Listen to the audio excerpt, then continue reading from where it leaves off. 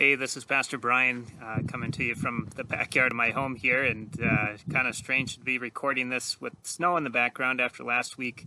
We recorded the message at our community garden behind the church with warm weather and expecting to see green life there soon. Then we had this great expectation of an Easter Sunday that we would have together, and instead we got a big snowstorm. We were able to hear the good news together online still. But it's kind of a disappointing turn of events to see snow again. And it kind of reminded me how on Easter, we can hear that good gospel news and yet still find ourselves in shouting, "He is risen indeed," but then still see death and evil at work in the world and sin at work in the world and say, well, what's happened? We just like we were saying, what happened? We thought spring was coming and here snow is again.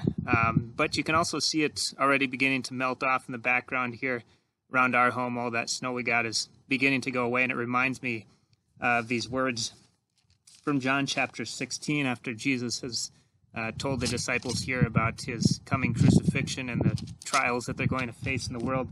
But he says at the end of chapter 16, verse 33, "I have told you these things so that in me you may have peace in this world.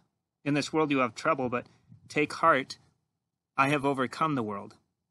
And it's kind of like this reminder that that while sin and evil and bad things may happen in the world, may win the day, God has won the war. It is finished, we hear Jesus say from the cross in John's gospel, that in the end, Christ wins.